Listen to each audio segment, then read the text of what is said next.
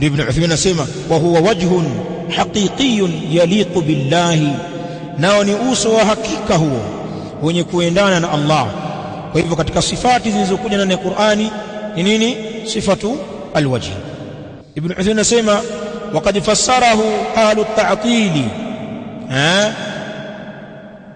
mnayo sehemu hiyo, waqad fassarahu, na kwa hakika wameufasiri huo uso ahlu at-ta'til, wale watu wa kukanusha, watu wa kupinga, aljahmiya walmu'tazila, watu wa bid'a, wale majahmiya na mu'tazila ambao wanapinga sifa za Allah. Wakati fassarahu ahlu at-ta'til, na ashaira wanaingia katika tafsiri hii, na wameufasiri huo uso ahlu at-ta'til bithawabi, wametafsiri uso kwa maana nini? Ya thawabu. Wayabqa wajhu rabbik, na zitabakia thawabu za Mola wako, ni kule kulipa thawabu utabakia kwa Mola wako mlezi. Waongo hawa. Anasema shekhi hapa, wanaruddu alaihim bima sabaqa fil qa'idati ar-rabi'ah, na tunawajibu wao, tunatoa majibu juu yao. Wanaruddu alaihim, na tunatoa majibu juu yao, bima sabaqa, kwa kile ambacho kimetangulia, fil qa'idati ar-rabi'ah, katika kaida ya 4 katika zile kawaidi 4. Haya sasa, kaida ya 4 inasemaje? Fungua, naona kazi hiyo babu, ndo kazi yako hiyo. Wewe mzee, usikooe, usifungue hapo, tulia. Wafungua watu. Kaida ya 4 inasemaje? Ndiyo majibu ya kuwajibu hawa watu wa bid'a ambao wametafsiri kwenye aya hii kwamba alwajhu maana yake thawabu, yani uso ni thawabu, tafsiri ya kibid'a kabisa. Lakini tunaijibu vipi? Ibn Uthaymin anasema tunawajibu hapa kwa ile kaida msingi wa 4 katika sifati, na ndiyo maana kitabu hichi tulianza kusoma mukaddima na zile kawaid. Ibn Uthaymin atakuwa akiashiria tu. Haya, inasemaje kaida ya 4? Inasemaje?